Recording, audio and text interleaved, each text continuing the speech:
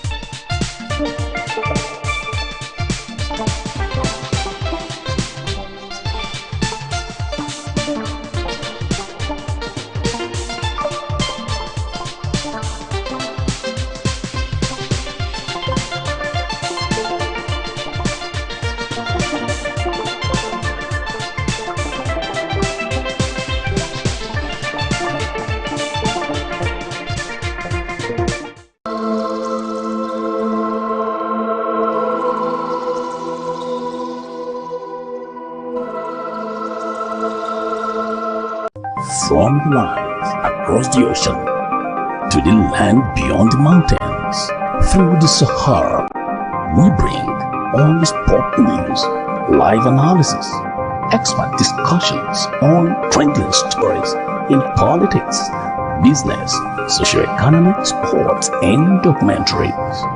So catch all the updates on the happenings around the globe. Stay focused on the fact today. Only on ATN.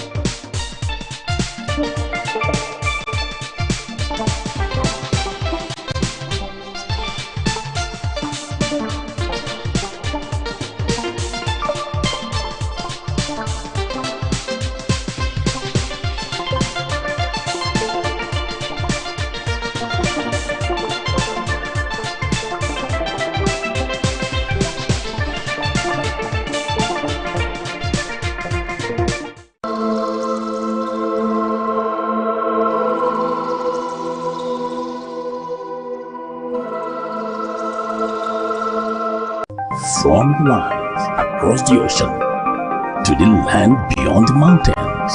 Through the Sahara, we bring all the sport news, live analysis, expert discussions on trending stories in politics, business, socio-economic, sports, and documentaries.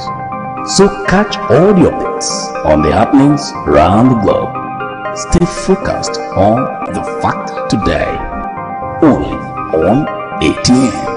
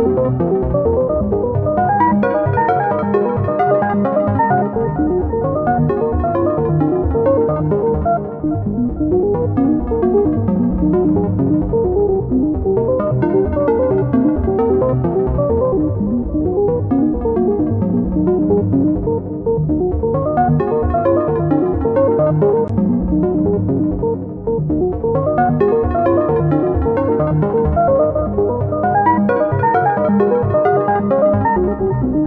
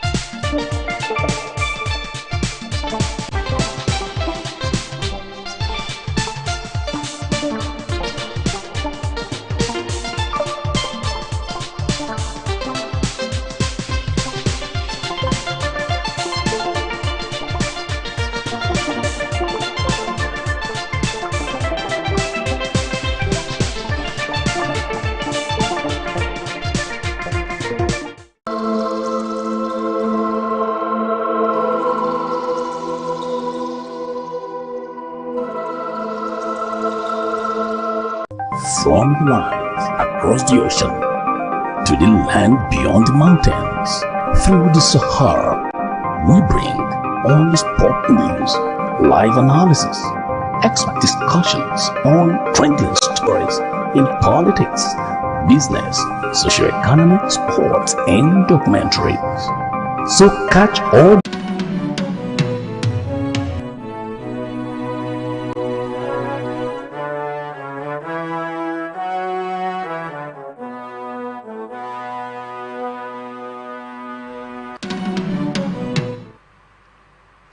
Welcome back and thank you for staying with us. Join me on Atn Business to analyze our top stories for today. Welcome Mr. Ikuria Benson, a public affairs analyst. Good afternoon, Mr. Benson. Good afternoon, Wendy. And I have Kale Baba Johnson, public affairs analyst. Good afternoon, Mr. Kale. Wendy, good afternoon. Good afternoon. Okay, it's good to have you. Now that I have you here, let's go right into our stories for time's sake. Nigeria Customs Service has returned 21 stolen luxurious vehicles valued at over 1.8 billion naira to Canada. These vehicles were smuggled into Nigeria by a criminal syndicate exploiting the country's ports and borders, making Nigeria a significant hub for stolen vehicles in West Africa. Controller General of Customs Adewale Adeniyi highlighted the growing problem, noting its negative impact on Nigeria's automotive market, security and international reputation. He also expressed concern about how this illicit trade underlines President Tinubu's economic reforms aimed at enhancing Nigeria's role in global commerce. To tackle the issue, the NCS initiated Operation Hot Wheels, a collaborative effort with the Economic and Financial Crimes Commission, Canadian authorities, and international law enforcement. The operation emphasized intelligence sharing and surveillance to disrupt trafficking networks. Adeniyi urged further actions to secure Nigeria's borders and restore trust in its trade system. So, Mr. Kale, what's your take on the story? When did Nigeria become a hub for stolen vehicles? Okay, thank you, Wendy. But I think these things have been happening over time, and most of these criminal syndicate they've been doing this and they've been very successful. It's something that a lot of persons have been doing.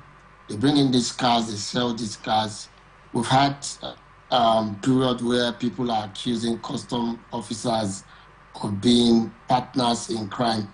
But I'm happy that in this case, we're seeing a Nigerian Customs Service that is living up to the building, up to the billing, that is very, very concerned about protecting our public image and making it hard for criminals. Yes. But this is a business. It's like an industry. People steal and they bring it they cross the borders successfully, peacefully. They've been doing it. It is not a one-man thing. It's not the first time it has been happening over the years, and not just peculiar to Nigerians, but other African countries as well. So we cannot say it's Nigeria, it's about Nigeria alone. We can not also say that these people are doing these things and the customs of the really admitting these things that they are not aware. They are. But I want to appreciate the custom for saying this should not happen. But it should not stop at one person. They need to go on. They need to make sure that not just returning these vehicles, get that guy locked up, get every other person that is doing this locked up. This is how to clear your image. This is how to tell people that we are getting to the era in our country where you can do business with us because we don't tolerate criminals and we will not allow criminals to have that free run when they try to steal into our country. Okay, Mr. Benson, I want to ask, do you think there is something wrong with the ports and borders that make it easy for these vehicles to be smuggled into Nigeria? Well, that's a good question. First and foremost, borders all over the world have challenges. Even America, you always hear Donald Trump talking about building more walls and all that. So yes, we have our areas that we need to tackle as far as borders are concerned. So we have not really done enough to see our borders are good. But again, things don't just happen without people you partner with. Even for your borders to be secure, you need to partner with external persons, in other countries to secure your borders. And if you look at the storyline, I would commend the customs. We have done very well, being able to identify what is stolen and brought to our country and now they are returning. But again, I would like to see a situation where names of these syndicates are mentioned so that we know the people who are behind this kind of theft. And as far as image building is concerned, it's a good one for us. But again, I want to see a situation where we don't make politics of progress we are making, but rather focus more on the job. Because a lot of work needs to be done. And if you look at the analysis, it's saying in the years before now, it's only 56% of stolen vehicles that have been recovered. That is not really a fair one for us. We can do more than that. If we are around 80%, we have been better. So I want to encourage the custom to do more. And there's need to always identify who are responsible so that we know whether it's people from the elite class. Because if you look at the cost of these vehicles, they are enormous. Who is buying them? The vehicles you are buying, here's the source and all of that. These are things that we need to do. There are no cars you drive around the town that people will not draw attention. For now, that is what I have to say. Sent continuously into Nigeria, making Nigeria a hub for stolen vehicles. It means that there is a market for these things. How should this issue be tackled? How can this market be disbanded? Mr. Keo, the question is for you. For me? Yes, please. Okay, for me, countries, and improving technology and our border lines, manpower, and every other thing that is needed. I think that will go a long way if they are properly handled and looked at. Okay, Mr. Keo, thank you so much, Mr. Benson. Mr. Keo, do you think that this issue can be totally eradicated in Nigeria? Oh, never. You can't. Thank you. I don't believe you can totally eradicate this kind of crime, but I believe you can make it difficult. When the business is not... when it's very difficult, when you notice that most of these issues happening around our borders, our port, and the country generally, as long as people are doing things and they can get away with it, you will see more persons. In fact, they will even have new recruits. They will build a cartel from it. So I don't believe that we can get to that point where it is like 0%. Yes. Not just Nigeria, it is a global phenomenon. You have people that will definitely be doing this. But my concern is making it difficult for people who get into this kind of criminal trade.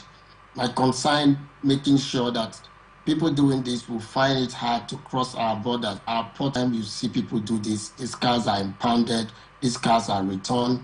The people responsible are arrested, prosecuted, and people see this happening. A lot of persons will know that it's not a lucrative business. It's not a safe having, and they will want to push their direction to maybe any productive endeavor. Sometimes they switch crime. We know that's very possible, and that happens a lot. So, but the effort, that conscious effort to make sure that this is not thriving in Nigeria, that is what we are telling the government and the custom authorities to ensure that that is happening. Because our public image is important. When people know that, let's think about this narrative. When people say, if you steal a car, you take it to Nigeria, they will find out. They will arrest you, they will impound the car, they will send the car back.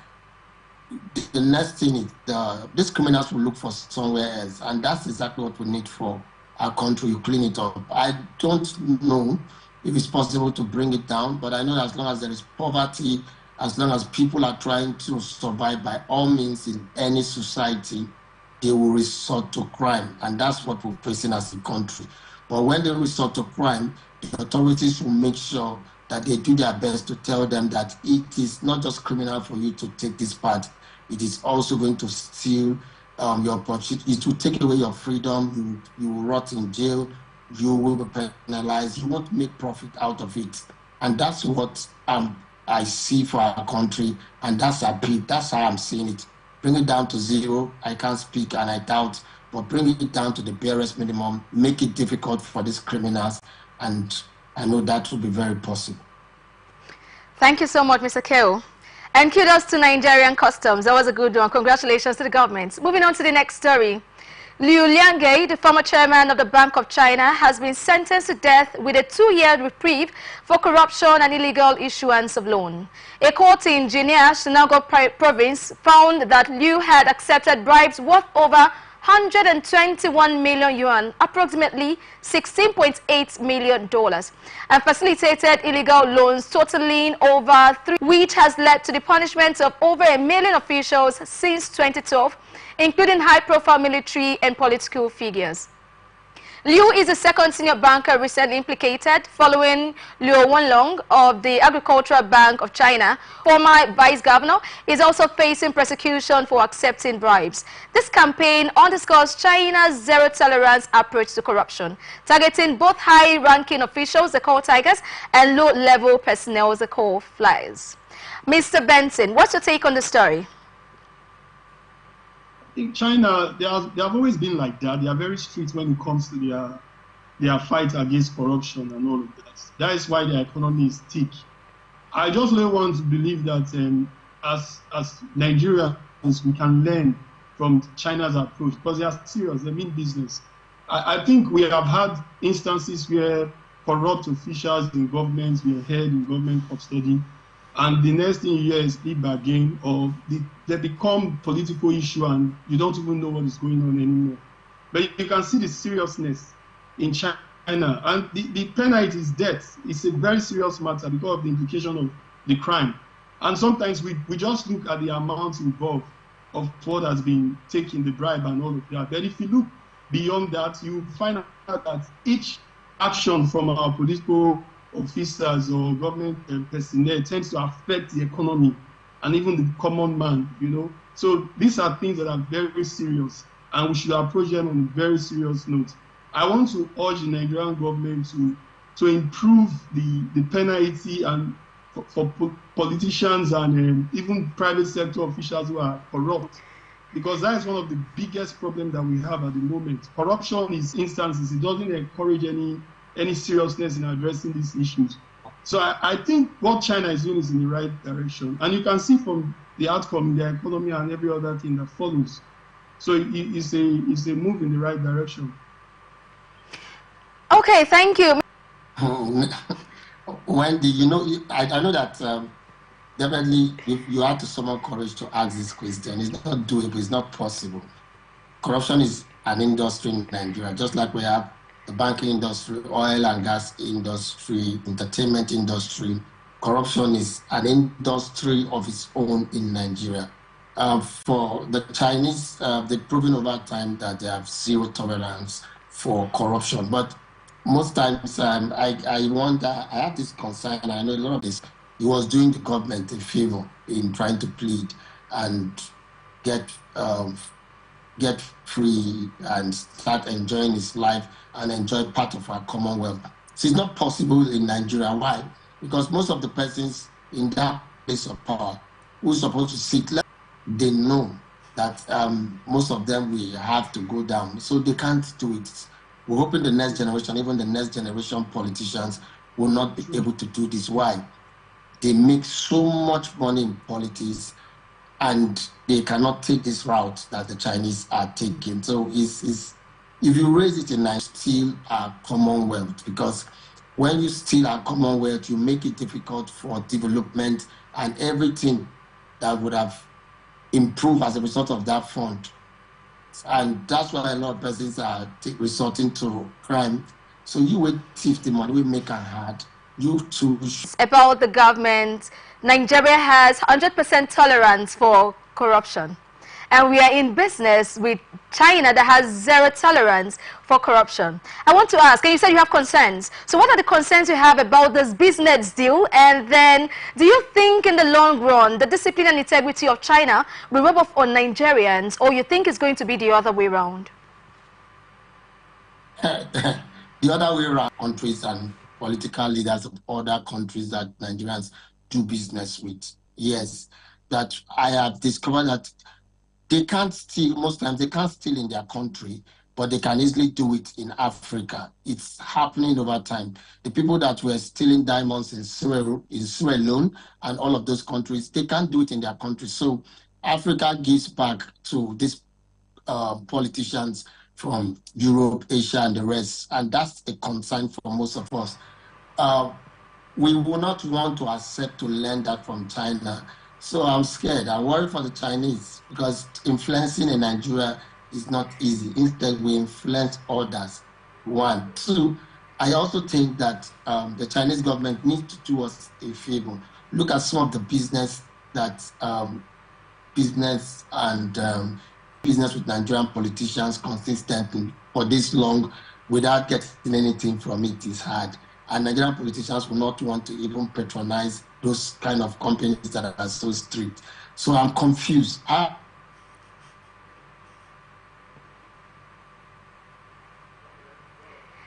Okay, so while we are waiting for Mr. Keo to get back from his confusion, Mr. Ben, I want to ask, don't you... There are politicians.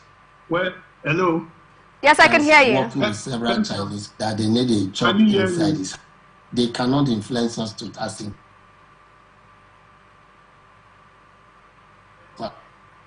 Mr. Ben, you can go on. Okay, first and foremost, we operate a different political system ideology from China. So their approach and ours can't be the same. But what I did mention earlier was that we need to improve the sentences for corrupt officers, even in private and public sector, so that it shows that we are serious in fighting corruption. Death sentence, I can't say for now, except we have a military regime, which will not happen. For the government, like my brother Clem quite rightly said, he was saying something that is so sensitive, that the politicians themselves will not make policy that will hurt them. And that won't be the case. You won't see that anytime soon. So as to whether we expect to see death sentence, it will not happen now. Maybe in the future, I can't say. But what I will call for is that we should improve on the sentences for corrupt officials, private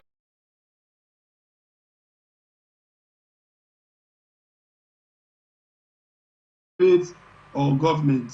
It's very important. That is where I see it. Okay, thank you very much, Mr. Benson. Mr. Keo, are you okay now? Conflict in the workplace is inevitable, with 85% of employees experiencing it at some point. This friction, millions of dollars lost in productivity each year. But instead of avoiding conflict or treating it as purely negative, consider a different approach, turning it into a growth opportunity. When handled well, disagreements can inspire innovation, strengthen teams, and propel projects forward. So I want to know, how can we turn, last question is, how can we turn conflict in workplace into growth? How can we make a positive outcome come out of workplace conflicts?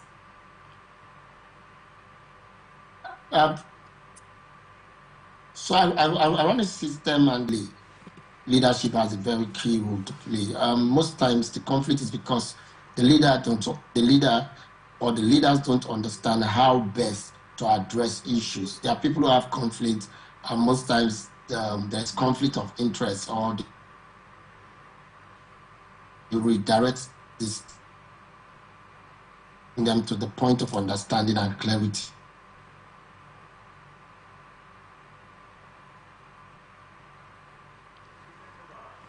Okay, I think KO is having issues with his network out there. So tell us, Mr. Benson, what do you think? Improve the workplace. So you will don't hold on to people too much if they become problem in the workplace and they are not willing to change and do the needful. That is one. So it might just be an opportunity for somebody else to come in. Then on the other line, you can look at striking the balance. Sometimes the problem we have in the workspace is most of the time is one-sided. You get religious group more than the other, or tribe, or people with the same cultural background more than the other. And when that is the case, you now find out there's minority in the workplace, and the minority now is oppressed. So from time to time, there is need to balance. That's another workplace we are talking about altogether, though it's referring to the country at large, but it is a workplace. So you need to strike a balance: fairness in religion, background, fairness in culture, tribe, and other things, so that you don't have where you create minority in the workplace. Then another thing I look at is when there is conflict in the workplace, it's also a signal that there is a faulty team flow.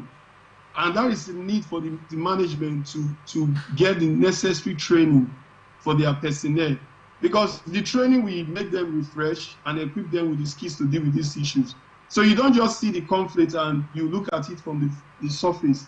You can look at what is lacking and what needs to be done to address it. Training, in most cases, can help to, resolve most of that issues related to the conflict. So there are so many other things you can look at, but these are the basic things that you will notice that you come across in the workplace from time to time. And if you are fair, I keep saying this, you don't address issues without being fair. You must be objective. You must tell yourself the truth. And the management, most times, they must come to approach issues without bias or favor. Don't play godfatherism in the workplace, or I brought this person in, so you defend the person at all costs. And I think we can achieve greatness, we can achieve growth, we can achieve a lot. That is the way I see it. Thank you so much, Mr. Benson. Mr. K, are you